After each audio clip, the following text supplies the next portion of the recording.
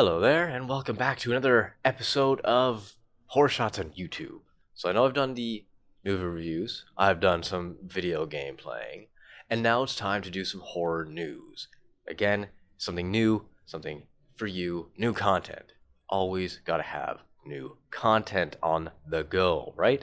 Who doesn't love some horror news? Now today, this week, we're gonna look at everything that's going on in the world of horror, from video games to movies to books, and whatever else I can find. I do have some exciting news, and Dead Central is reporting that Kyle Richards is returning for Halloween Kills, which is coming out in 2020. Just a year from now, we should have the next Halloween installment from the same guys who brought you Halloween in 2018, which is David Gordon Green, with, of course, the blessing of John Carpenter, and we've got Kyle Richards coming back. Yes, Kyle Richards, the young girl who played Lindsay in the very first Halloween movie, is making her return in Halloween Kills in 2020. Now, she hasn't done much in the last 35 years, really, that I can tell. Her IMDb page has 43 credits under actress, and none of them really stand out. She had a small role in Hangover as kind of like a background actress, I believe, and nothing really stands out since then. Maybe some B horror roles that I haven't seen or heard of, but potentially. But it's exciting to have her back. She's an OG. She's an original Halloween alum. And I'm super excited to have her back in the next installment of Halloween Kills. Now, this is the first week of September. Do you know what that means? That means It Chapter 2 hits theaters this very week. It just actually recently launched on Netflix Canada. I don't know if it's been on Netflix America or Europe or wherever in the past, but it just hit this week, which is brilliant because, of course, everybody's going to watch it in the lead up to It Chapter 2. If you're unfamiliar with it follows the antics, you could call it, of the Losers Club, which is a group of boys and one girl who fight off the evil Pennywise in their hometown of Derry, Maine. Now, Pennywise does feed every 27 years. And a little bit of information, a little tidbit, you probably already know this, but in case you didn't, it was a mini-series released back in, I believe, the 80s, late 80s, maybe early 90s, but it was 27 years to the year from the first mini-series to the first movie that came out last year, 2 years ago now, I guess it's been. Despite some deleted content, the first It was a fantastic movie, and it hit theaters with a bang and released with an R rating, which is brave, but it has to be done given the nature of the film. And it was astonishing how well it did at the box office, and the critics adored it.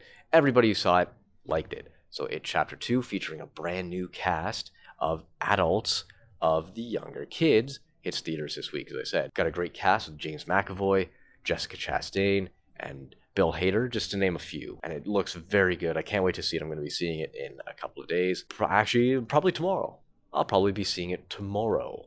So there's that. Also, the Three from Hell trailer released. A new one featuring Baby, everybody's favorite serial killer hillbilly. I guess that's how you could describe the Three from Hell. That is, of course, Rob Zombie's next installment of The Devil's Rejects, which is due to come out later this month, if I remember correctly. And that should be a thrilling, extremely violent, and gory ride through Rob Zombie's crazy fucking head. According to multiple reports, Last Night in Soho has finished principal photography.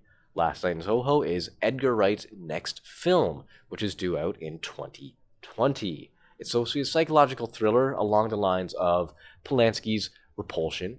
It does have a pretty good cast with Anna Taylor-Joy and Matt Smith in it. Like I said, it's got a 2020 release date, and it looks pretty exciting. Edgar Wright's a fantastic director, and you know him from such movies as Shaun of the Dead. And who doesn't like Shaun of the Dead? It's a modern classic. It's a fantastic film. Very good take on the zombie genre. On to some video game news. The Blair Witch Project did drop this past week as well. That is a psychological horror game, kind of in the survival vein of the recent Resident Evil 7, I should say. Very similar in that aspect, first-person horror, kind of in the woods.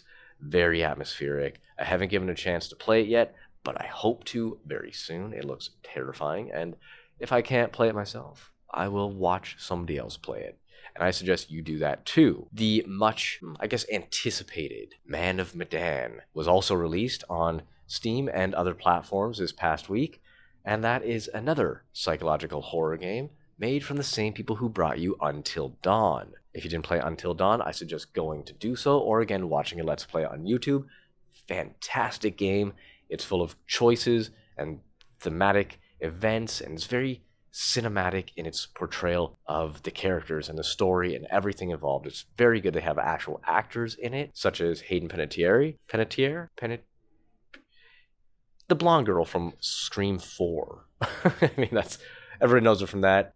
She's in that in Until Dawn anyway. And then Man of Medan is the same sort of thing, but it doesn't look like it's held up quite as well. Maybe they got a different team in, maybe they got different writers, different producers. I don't know. I've watched some gameplay, it just doesn't hold up. A lot of the plot and a lot of the storyline doesn't really make sense. A lot of things the characters do just don't translate. I don't know what's going on with it, but I'll give it some more time. I'll watch a little bit more of the Let's Plays, and we'll see how that goes from there. Lastly on the docket today, we have Stephen King releasing a new book as well this week, and that is called The Institute.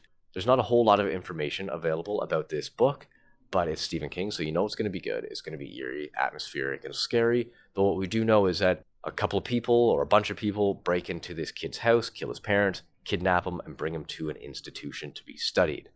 Apparently, he is with other kids who have extraordinary gifts. Now, that's all we got on that right now, so you're just going to have to read it to find out what it's all about, which is why you would buy a book anyway. Now, that does bring us to the end of This Week in Horror. Hopefully, I'll get something to you next week as well. If there's not enough information, I won't do anything. I might just do a film review or maybe not post anything.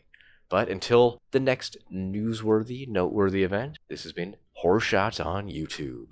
Be sure to like, comment, subscribe, all that fun stuff. Really helps and supports the channel. And don't forget to listen to the podcast, watch the Let's Plays, and follow me on Twitch or Mixer if you like what I'm putting out. Until next time.